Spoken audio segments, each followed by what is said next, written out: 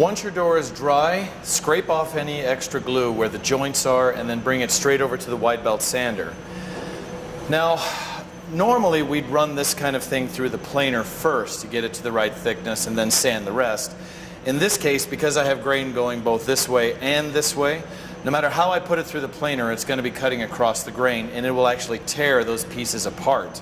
And we don't want that to happen. So we take it to the white belt sander, though we'll have to run it through a couple extra times, it will still be able to do the job without tearing it apart. But again, no matter how we put it in, the sander is going to go across the grain, so we will have to come back with an electric and sand this whole thing down. But it does the bulk of the work for me. Now I've already set it to the proper thickness. The vent is on, make sure the dust collector is running, and we'll run it through as many times as it takes to get it smooth on both sides, especially right here where this board joins this one on the joint. I put it through at a bit of an angle the first couple of times, and then when I'm all done, I'll run it through straight.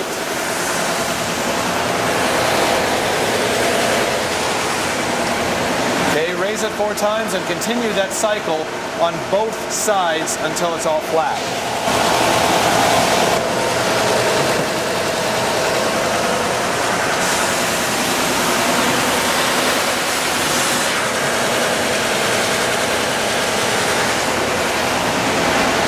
Now it's to the thickness I want and everything is flat, but for my last run I'm only going to turn it twice and run it through straight so that all these cross grain marks go away.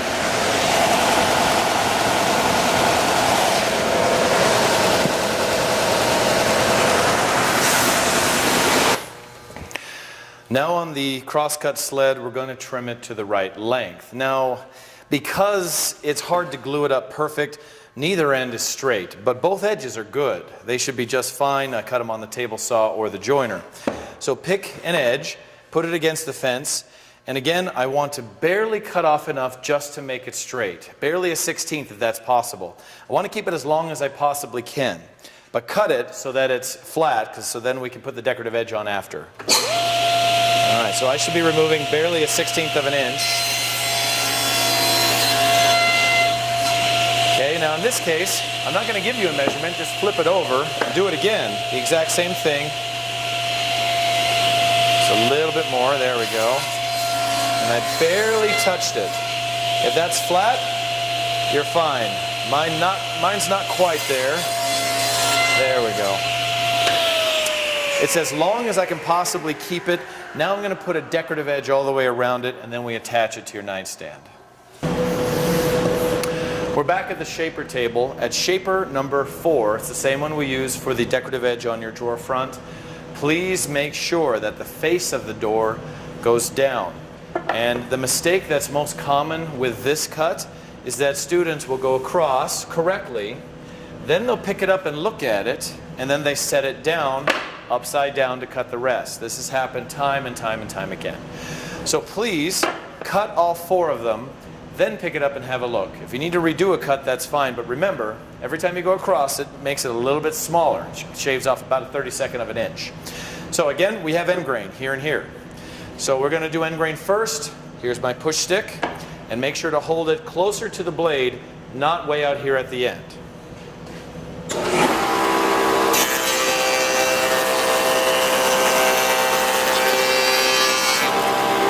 I'll do both ends first.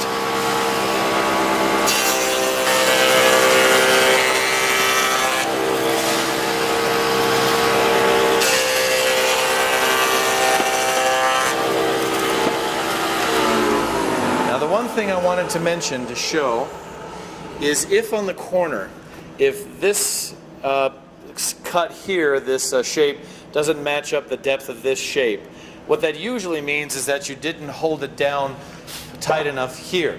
That one of them you held down tight, the other one your hand may have been too far away and they don't match. All you got to do is simply go over it again until they do match. Preferably once is good, twice is okay, but I try not to go over it more than that. But now that the decorative edge is on, all we need to do is put hinges on and attach it to your nightstand. This machine, located in the back of the shop, is used to bore holes to attach the hinges to your doors, and that's all it does. Now I wanted a kind of a closer up view of the machine so you could see where all the stops are and so forth, so I zoomed in a little bit. First thing, look at your door. Which way do you want it to open? Now if I'm looking at the front, most of the time, because I'm right-handed, I'll want the handle on the right side to open. That's generally the way it is, though there is no downside to having it on either side. If you have a nightstand on both sides of your bed, a lot of times you want the doors to open opposite, so they're opposite each other, they're mirror images.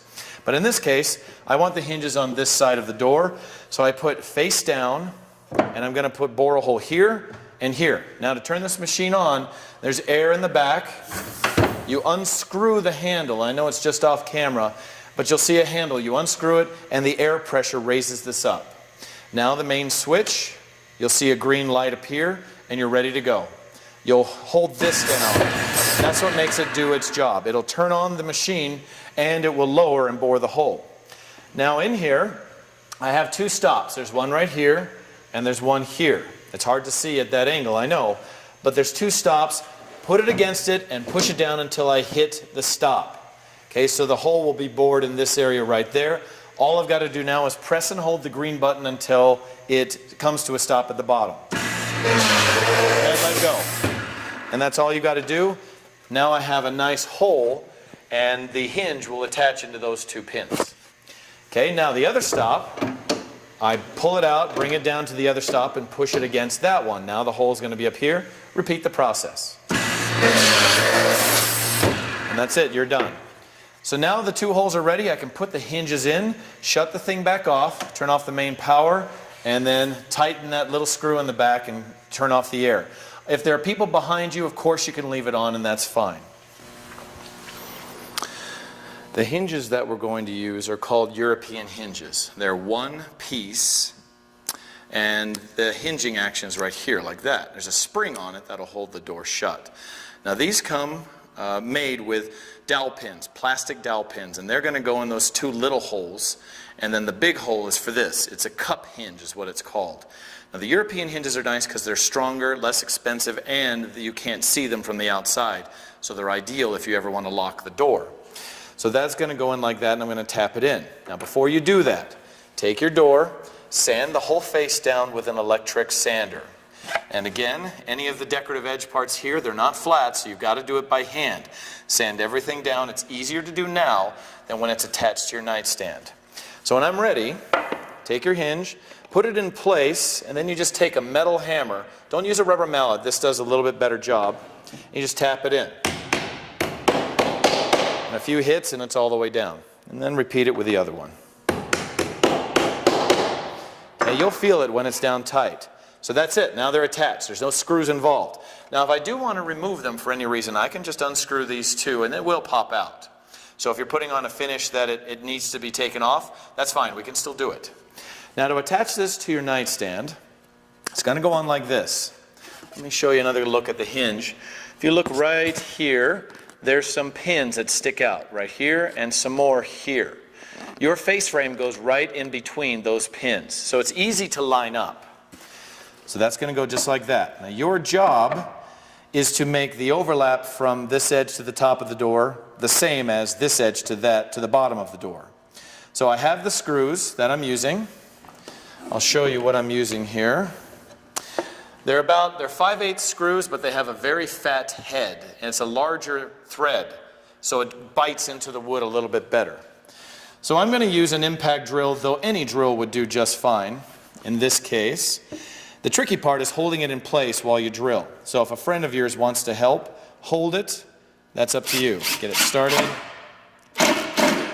Nice and tight. Try not to over tighten, especially with an impact drill. It will tighten so much you'll strip it out. And then we lean down, line it back up again, and put in your other screw. Just enough to hold it tight. And there you go. And now it's on straight, or it's on correctly. Now you check it. It's pretty even here to here. However, there's a little bigger gap here than on this side. So I need to make the door go up just a little bit. And I do that with this screw here. It's hard to do with an impact driver. Just go a little bit at a time. There we go. Now I push the door out. Now it's straight and even across. and I'm good. I can turn this thing a good 1/4 of an inch this way or that way. I can even bring it in and out or up and down. It's completely up to you. Also, there's a little bit of a gap here at the bottom. I need to bring the bottom inward before I use this screw in the front. There's another one in the back. Now when I tighten this a little bit, it brings the door in. And now that is gone.